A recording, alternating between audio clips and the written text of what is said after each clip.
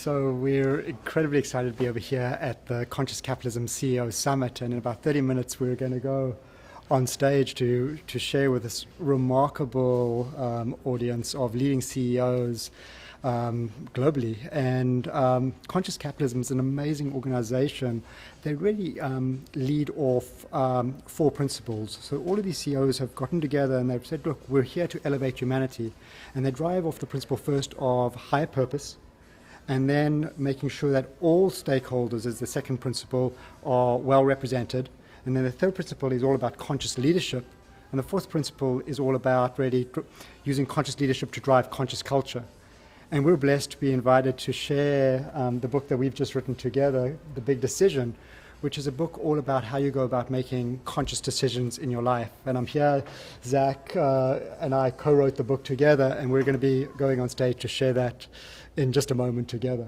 I'm just so excited that my dad has given me this opportunity, and I've been given this opportunity to come here and share this and our framework of our decision-making process and our book with everyone here, and hopefully make their life better and change it for the good.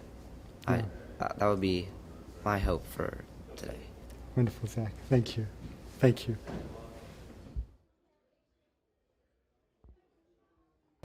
I have the great honor and privilege to introduce you to 2 friends of mine. And Danny sent me a photograph recently. So we had a board meeting about their presentation. Nice.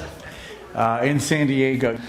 It's meaningful and poignant, well, to me and probably to most of us, to have them here as father and son presenting to us. There's been talk, Brene was really clear throughout her presentation and her whole time that this is about you as human beings and as parents and as partners and as leaders, right?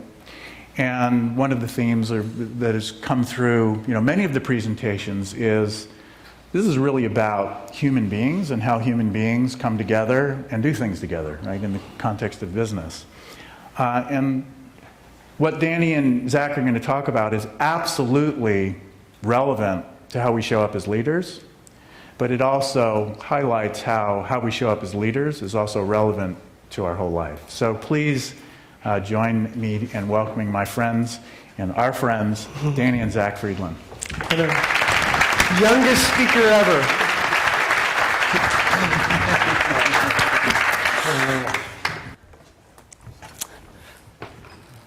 Well, I'm so incredibly appreciative to be back this year and this time with you, Zach, to share with everybody. And last year I was on the stage sharing with you how after I fell apart in medical school, full, overwhelmed with stress, uncertainty, and self-doubt, I found my sense of purpose helping others navigate stress and find their sense of purpose in their life. And I shared with you how I wrote one of the early textbooks on evidence-based medicine, which is a 4-step framework that all doctors now use to make medical decisions, and how you can use this process to navigate stress, to engage in conscious leadership, and to really live inspired decisions at home and at work. Anyway, Jonah spoke about the hero's journey on Tuesday night. And so today, I feel really blessed to be able to share with you our hero's journey, how I, as a mentor, was able to give this gift of this 4-step framework to my hero, Zach, really on his journey so he could learn how to make good decisions in his life, but more importantly, to really emerge to become a mentor on his journey too. And so, last year, Zach turned 13, and in the Jewish tradition, 13 is the age of transition between boyhood and becoming a man. And Zach and I, we spoke about how this rite of passage passes through a doorway of service. And I asked Zach, I said, Zach, would you be willing to write a book with me where you could learn how to make good decisions in your own life, but more importantly, how you could teach other teenagers how they could make decisions in theirs? And so I'm really appreciative, Zach, that you agreed to receive this gift. And the culmination of really this year's journey is the publication, just published in July, the book, The Big Decision, which is a story and framework to inspire and empower better life decisions. And Zach wrote the first 11 chapters of the book for teenagers. It's really, he wrote the story that all teenagers can connect with, as it relates to a big decision. And then I wrote the 11 chapters at the back, written for parents, for teachers, for healers and leaders to read and discuss with their children and those they mentor and those that you lead. And so just to give you a taste of the book, here's an excerpt from the trailer.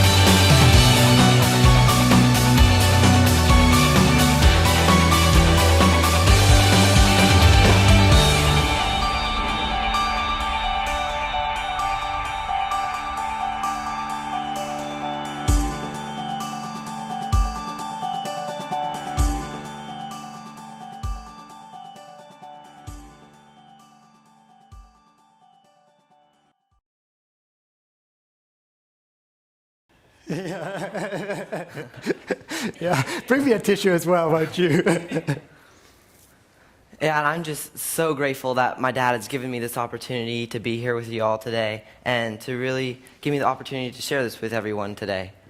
And what my dad did is the framework that he uses to make big decisions is he did not give it to me directly, but instead he gave me the framework to use to make my character decision in the book. And then taking a step back from that, I can see the whole picture around that and how I can make my decisions and help others and teach them how to make decisions around that as well. And so what the framework is it's about how you can make conscious decisions over the long term rather than making those snap decisions around short-term pleasure and pain. And I kind of had a little bit of pain myself writing through this book, but it was, I even needed the framework to write it, but it was good too, because I may have sacrificed some time that I could have been spending with my friends or messing around or doing other stuff, but I could see through this, and I could see how in the future this could open up opportunities so that I could learn and so I could teach other people to learn this as well. And I'm just so grateful that this has given me the opportunity to be here with you guys today, and I'm just so happy that I'm able to be here with you guys. And what my book is it's about this main character, Ryan, who's the running back for an underdog football team. And I drew on my experience as a football player, like in the video, running that play, that was actually me, and I write it into the book in that way. And so if you have like the Kindle version of it, you can watch the plays as I'm writing out the plays myself. And so in the first arc of the story, I wrote about how Ryan, the running back of the football team, is miraculously marching his way and his team to the championship final football game. And in the second arc of the story, I write about how Ryan, who's deeply connected to his aunt, and his aunt is getting married to an ex-NFL football player. And Ryan is also deeply connected to that NFL football player as well. So those two figures in his life have been like mentors and like second parents to him in his life. And Ryan really cherishes them. And so, unfortunately, in the book, the two events, the wedding and the football game, collide on the same day, and Ryan is forced to make a tough decision. And everyone around those two events are really counting on him to be there. And Ryan is really going through this fight, flight, and freeze behavior, and he doesn't know what to do. So what he does is he goes to his dad, and he asks his dad, what should I do? Hoping maybe his dad will make him do something, or force him to do something, or lead him somewhere. Ultimately, just make the decision for him. And instead, what his dad actually tells him is, son, you're at the age where you have to start making decisions for yourself now. And I'm not going to tell you what to do, but I will give you the framework on how you can make those decisions and how you can make this decision and decisions later in your life that come up too. At this point in the story, Ryan takes the framework from his dad and begins the process of making his decision. And Dad, would you like to share more about that? Thank you, Zach. How do I follow that? You know,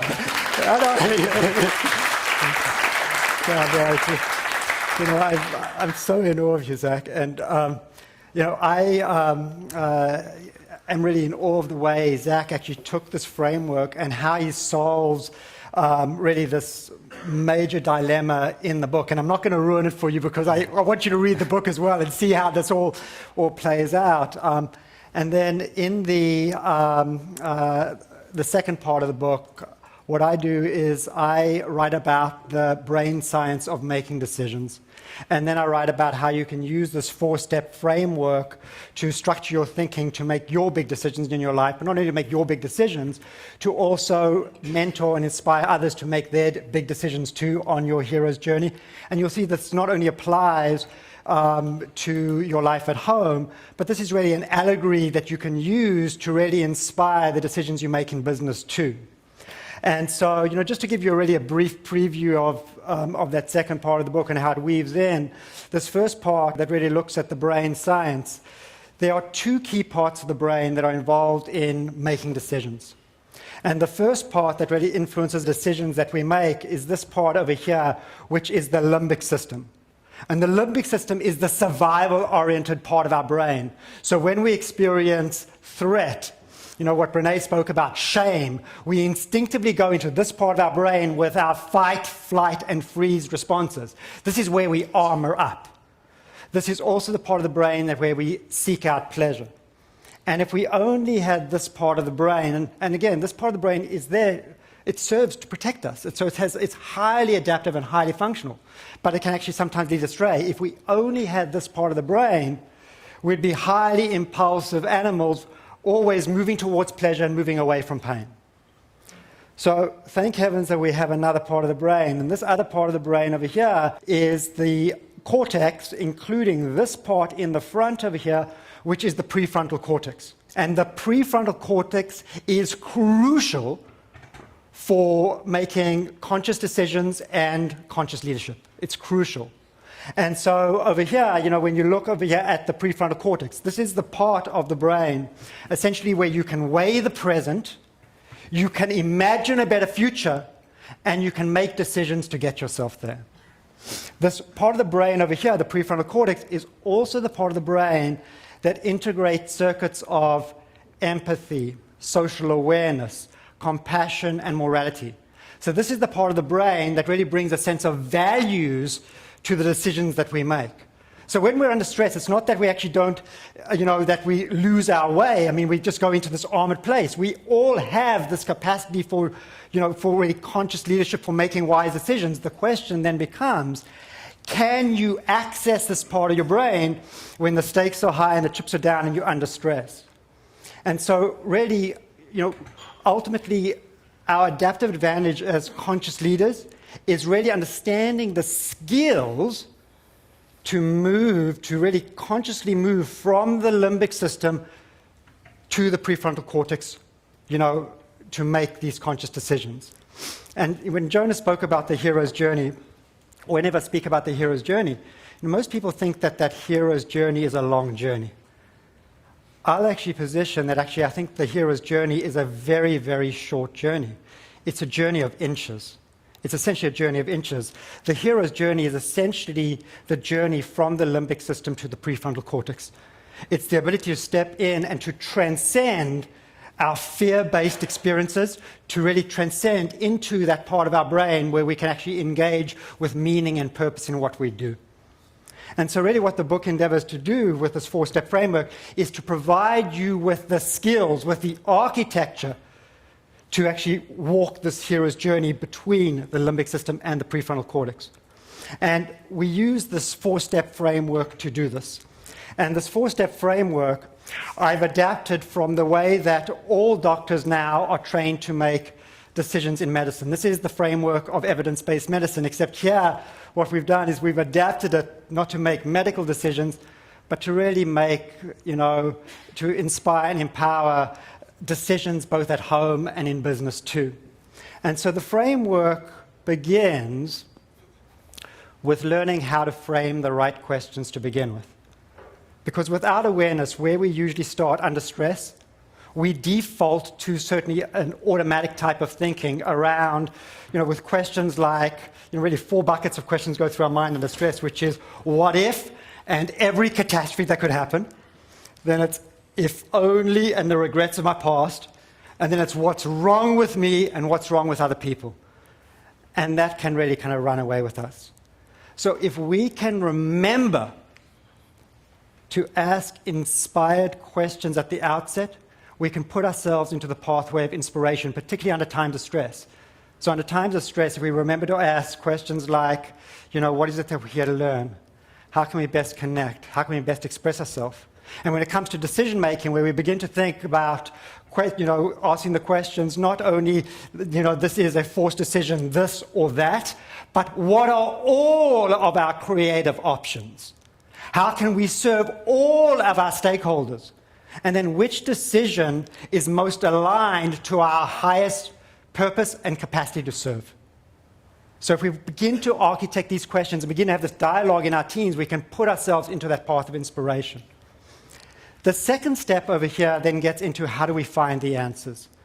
And what I've already alluded to is that when we're under stress, we go limbic. Daniel Goleman calls this in his book, Emotional Intelligence, he calls this amygdala hijack. Literally, we draw resources away from our prefrontal cortex into our limbic system. Or what my wife, mom likes to say to me, she says, Danny, you're going limbic. So in the book, what I share is how you can begin to still your limbic system, to calm your limbic system down, using practices like mindfulness practice, self-compassion, because learning these practices, what that does is it builds in a sense of internal safety, the base of Maslow's hierarchy, which then allows us to calm down so we can transcend into our higher cortical circuits where we can reach into circuits of empathy, compassion, and wisdom. And so this second part over here really, second part of the framework gets into that. And then third, when the answers come, we look at how do we evaluate those answers? How do we really evaluate them, and how do we really ultimately trust our knowing? And here we use litmus tests to basically evaluate the answers. And one of the litmus tests that we use is, does this answer feel right more than it feels good?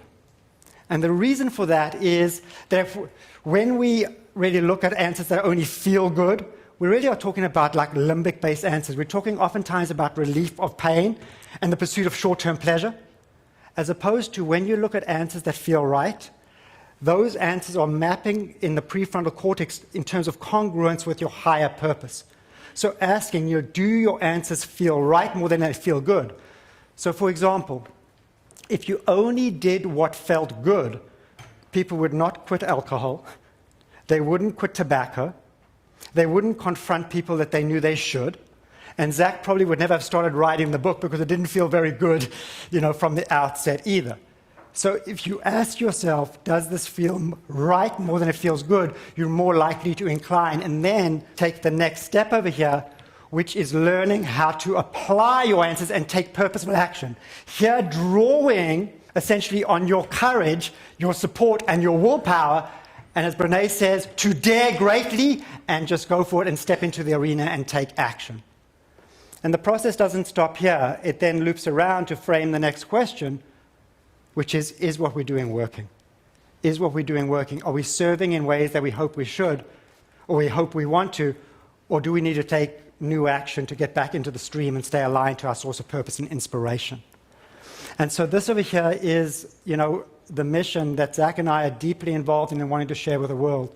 We're deeply committed to wanting to share with the world, how do you actually take this framework and help everybody really inspire better decisions in their lives? And so Zach, and I, we're on this journey over here. Zach's journey began, this is his second talk on a big panel like this. His first talk was a couple of weeks ago for an organization called Heart of Leadership, which was for a group of teenage girls. So I said if he could handle that, I said this would be a piece of cake today. And then the other series of presentations that he did was really extraordinary. At the end of last year, the last school year ending in June, Zach spent an extraordinary time with a group of children. Would you like to share more about that, Zach? Sure. So what I did was I took a group of 5th graders on a 4-week journey through making decisions with my former teacher, Miss Wilkins. And I just thought it was really great because we got to take them on a journey on how you can make those decisions. So we did some activities, and I read the book to them, some of the chapters, and we had some complex discussions. I thought it was out of their reach, but they're really smart 5th graders, and they really understood. And I was so in awe of how much depth that they put into this, and how they could talk, and how sophisticated they were at their age. And I was just so surprised. And this is an example of what we did in class together. Uh-oh, thought Ryan. 2 weeks on Saturday? That could be a huge problem. The championship game is on the same day as my Aunt Sarah's wedding. Ryan's excitement about scoring the winning touchdown and advancing to the playoffs suddenly turned into worry. What was he going to do? Can I stop you for a second? Sure. You guys, what is Ryan feeling right now? Anxiety. Worry, he's anxious. Why? Why is he feeling these things? Do you think both of them would be important to him? Yeah. Yes. So if that was you, if you put yourself in Ryan's shoes, your aunt's getting married, your favorite aunt, you're so excited, and yet you're a championship football game or championship any kind of event with the team that you've been with all season, is that a big decision? Absolutely. Now, in life, we have conflicts within ourselves every day, all the time. And some are bigger and some are smaller. What I would like you to take the next, and we're almost to lunch, so we have one more thing we're going to do. What I'd like you to take the next 3 to 4 minutes, 5 minutes, is I want you to draw a little squiggly line on your paper. And we are going to have, what is a conflict within you that you have had to deal with? Or maybe you have a decision or a conflict going on right now that you're trying to deal with and trying to figure out how to make a decision or to decide to go one way or the other. You ask them about what are the conflicts they're facing in their life. Right. Would you like to share about some of what they shared in terms of the challenges they were facing? Absolutely, because what I don't think we realize all the time is that they're facing big conflicts. If you remember, one of the students was talking about, do I choose to live physically with my mom or go live with my dad because they've been divorced? That's they're giving me that decision. Who do I choose? These are big decisions, and I felt the book and Ryan, the character of Ryan, they were able to connect, and we were able to say to show that as this character goes through, but this is so real to each and every one of our lives. And I think I shared with them some big decisions that I've had in my life, and this isn't just about kids. This is forever, for your whole life, how to I think tackle big decisions, how to approach them, and how to get to a place where you feel that you've made the right decision, not just a decision that feels good. And so those things that the kids were talking about, those conflicts were big. They were real life, not what I'm going to eat for lunch. I mean, and so those were big things, and I think that's meaningful to them when they felt like someone was going to help them decide how, or show them how to make a decision of, do I live with mom or do I live with dad? That's a big deal. That's a big deal. Yeah, that was such an extraordinary experience, just to watch the work come to life in the classroom and just touch the kids so deeply. And when the children started sharing the conflicts they were having, they were profound. I mean, really profound, and exceeded some of the tensions that were in the book itself. And what was amazing was for Zach to be able to actually connect with kids in ways that adults can't. And then he was able to say, look, I have a framework where I'm going to be able to help you write the story of your own life. And they felt empowered. And Lisa Wilkins, further on in the interview, she really reflected, first of all, how this education is sorely needed in the schools, because there's so much in the schools is focused on teaching content, memorize this, memorize that. But she really reflected on, these are life skills that really kids need to make really decisions throughout their life. And she reflected on the fact, she said, this is the difference between education and transformation. And she was so deeply committed. She so loved working this program with Zach, because she felt like this, for the first time, really gave her the ability to really transform the kid's life. And in that, I will say, Zach went in the way that he connected with the school kids. He didn't only come in like saying, look, I'm going to teach you how to make good decisions. There was one cool part where he actually started sharing with them some of the bad decisions that he made as well. So, Zach, do you want to share a little bit about that? Yeah, so what I told the kids is a couple months ago on my birthday, I was at the beach with my friends, and we were jumping off these rocks into sand. And I decided that I was trying to show off, and I was in the moment, and I wasn't thinking through my decision. I wasn't thinking about the future. And I jumped off of a pretty big one, 8 feet by 14 feet. And I made the jump, but underneath the sand was a cement that I didn't see, or I didn't check it out. And we thought I'd broken my foot. And this was meaningful because I, in a couple of weeks, had a national lacrosse tournament across the country in Maryland. And I had been training for it all summer and pretty much all year. And so I was really excited to go to that. And in the moment, while trying to show off, I wasn't thinking straight, and I wasn't making conscious decisions. And I was going with the snap decision about getting the pleasure of making the jump and having all my friends oh, it's so great. But I don't know. It's not really. I wasn't really weighing risk versus reward either. Risk versus reward. That's not even. If you would think about that, that's not even in your mind to try that at all. But what was so good about this is, on the car ride home, instead of my dad freaking out at me or just doing something like that, he instead just asked me calmly, do you think that was a good decision? Yeah. It was good because it was calm, and it wasn't up-tempo, and we weren't screaming at each other, and I'll let my dad tell you more. Yeah, what was amazing about that, that was when I realized the power of this framework, because every fiber of my being, you can imagine yourself as a parent, or even, as a leader, when somebody makes a decision a bad decision at work, every fiber of your being wants to go, what the hell were you thinking? You want to go there. And, I could hear that voice wanting to go there, and then I remember, we have a framework to work with. And I was able to actually just calmly say to Zach, I was saying, Zach, what do you think the quality of that decision was? And rather than me having to impose, a whole series of how he should make his decisions in his life, which can consume a lot of energy, because we were able to leverage this framework, I was able to activate his own internal knowing and trust that he can make good life decisions himself. All I had to do was actually pivot him back. And so you can imagine for yourselves, whether this be at home with your family or, with your teams at work, rather than having to really get so intense to say, no, it should be done this way. What were you thinking? You made a mistake. Coming back to the framework and saying, let's go back to the beginning and think about, what were the questions perhaps you could have asked up front that would have guided your decisions in a wiser way? Let's kind of, how could you have found some kind of peace and quiet where you could have actually allowed that wisdom to come in, you could have trusted and take more purposeful action? So it really changes the dynamic and changes the discussion.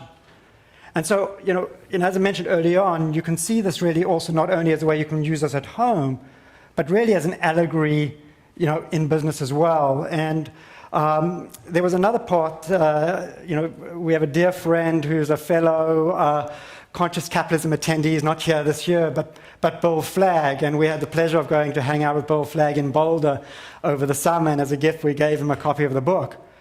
And then Bill got so excited, he called me back and he says, this completely mirrors what I did, when I sold one of my big companies. And over here, I want to just share a brief excerpt from Bill, where he shares that when he sold his company, and he runs this company called the Felix Fund, which, where he owns a number of companies, and he spoke about one of the early companies that he sold, and he says this was totally driven by a limbic decision. I was totally, driven by a limbic decision, that if I had this framework at the time, I would more likely have made a different decision. That would have been a much more conscious decision and really kind of align me with my greater calling. And so here's where Bill shares this experience. Hi, my name is Bill Flagg, and I'm an entrepreneur based in Boulder, Colorado. About 5 years ago, my partner and I made one of the biggest decisions of our lives, which was to sell our company. And everyone around us, all of our advisors said we should go for it, we should do it. And in retrospect, in looking at that decision, I think a lot of the decision was based on this idea that we could eliminate a lot of pain, the pain that goes with day-to-day challenges of growing a business, the pain of the idea that we could do something wrong and the business could go away, or that the growth would slow. And the pleasure of having an immediate amount of, a large amount of money deposited into our accounts so that we wouldn't have to worry about anything. And in retrospect, looking at that decision, for both me and my partner, we realized that we gave up a lot in sort of higher calling that the business provided for both of us, in terms of creating an amazing company that provided a ton of value for our customers, that was an amazing environment for our employees, and that really created an amazing community. And so, fast forward 5 years, and I'm reading Dr. Danny's and his son Zach's book, and I realize, wow, what an amazing story where Zach's character has to make a decision, a pretty important decision for a teenager, and the decision process that he goes through on that very much mirrored what I feel like was a decision that we had to go through in selling the company. And it gave me the perspective that a lot of decisions that are being made in business, taking sort of a more elimination of pain and increase in pleasure type decision versus going to a decision that can have a higher calling to it and frankly be a more conscious decision that could add a lot of richness beyond money to our lives and to the world around us as well. And so as a result, I highly recommend this book for all types of decisions, whether it's business or in life. They just did a wonderful job framing it out and provided, frankly, a huge epiphany for me as I look at my business decisions going forward. Extraordinary to watch Bill share this. So I really hope you find that this framework inspires you and empowers your decisions and really inspires you to share this with your teams at work so that your entire team can really sit around and really learn how to use a systematic approach for framing questions and then finding, evaluating, and applying the answer that you receive to really serve all your stakeholders with a higher sense of purpose. So I really hope that you're inspired to read the book and share the book with others and mentor others on your hero's journey. And certainly, Zach and I would be honored to be able to support you in this endeavor in any way we can. And also, if after you're reading the book, you feel moved, if you have any creative ideas or support, that can help us spread this mission into any of the schools or any organizations that might benefit, we'd certainly appreciate that too. And so, Zach, I really appreciate being here with you today, and I appreciate you stepping into the arena, to just take this on. And we, thank each of you for allowing us to share these 4 steps with you to empower your ability to make conscious decisions on your conscious leader's journey. Thank you so much. Thank you so much. Oh, thank you so much. Thank you. Thank